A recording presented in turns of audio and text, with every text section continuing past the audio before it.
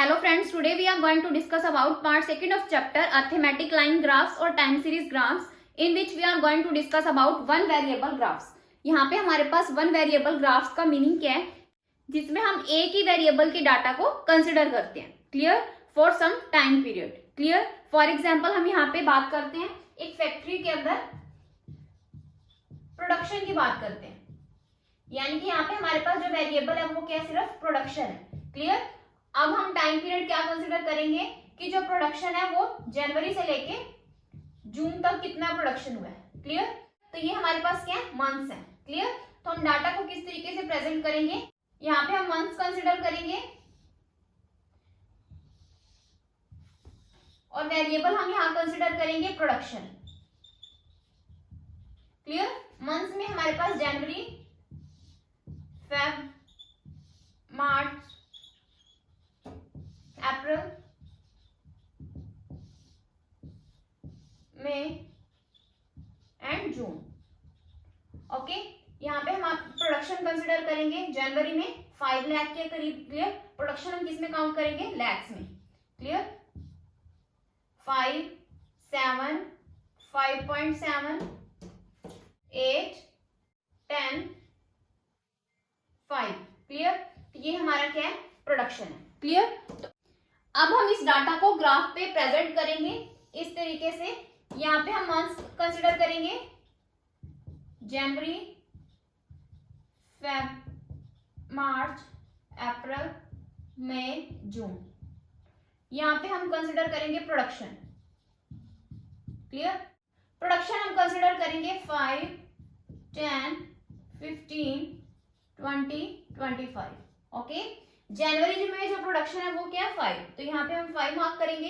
Then 7, then 5.7,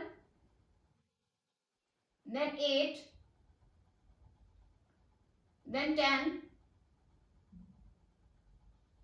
then 5. Clear? अब हम इन points को ज्वाइन करेंगे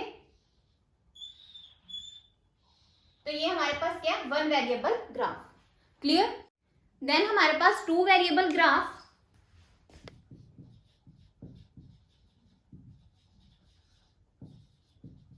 टू वेरिएबल ग्राफ में हम क्या कंसिडर करते हैं, टू वेरिएबल्स की वैल्यू को कंसिडर करते हैं. क्लियर? यानी कि टू वेरिएबल्स की वैल्यूज को हम क्या करते हैं, कंसिडर करते हैं on the basis of some time period. Clear? For example हम यहाँ पे फैक्ट्री के प्रोडक्शन की बात करेंगे और साथ में सेल्स की बात करेंगे. क्लियर? तो इसको हम क्या कंसिडर करेंगे, टू वेरिएबल ग्राफ. क्लियर? तो यहाँ पे हम क्या करेंगे, सेल भी कंसिडर करेंगे from January to June. Clear? तो सेल हमारे पास कितनी है, 7, 12, 10, 15, 17, 14. क्लियर? तो ये क्या हमारे पास सेल्स है. क्लियर? सेल्स भी हम लैक्स में कंसिडर करेंगे. तो अब हम क्या करेंगे, यहाँ पे ये हमारे पास क्या वन वेरिएबल ग्राफ है. क्लियर? इसको हमने किस में कंसिडर किया, ये हमारी क्या बोल्ड लाइन है. क्लियर? तो हमने रूल्स भी पढ़े थे कि जब भी हम ग्राफ ड्रॉ करेंगे तो हमने क्या करना है, कुछ ना कुछ रूल्स को कंसिडर करना है कि हमारे पास अगर क्या है, एक से ज्यादा वेरिएबल्स में डाटा गिवन है तो हम क्या करेंगे, डिफरेंट लाइंस का यूज करेंगे. क्लियर? हमने 3 लाइंस डिस्कस की थी, bold line, dotted line and broken line. Clear?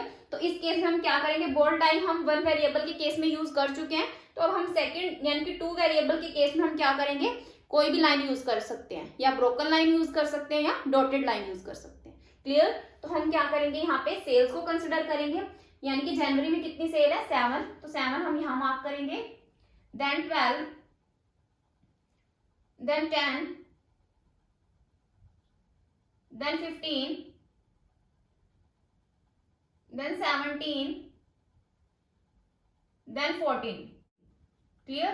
तो हम क्या करेंगे, इन डॉट्स को ज्वाइन करेंगे तो हमारे पास जो ग्राफ बनेगा ये क्या हमारे पास, टू वेरिएबल. क्लियर? यानी कि हम इसको क्या करेंगे,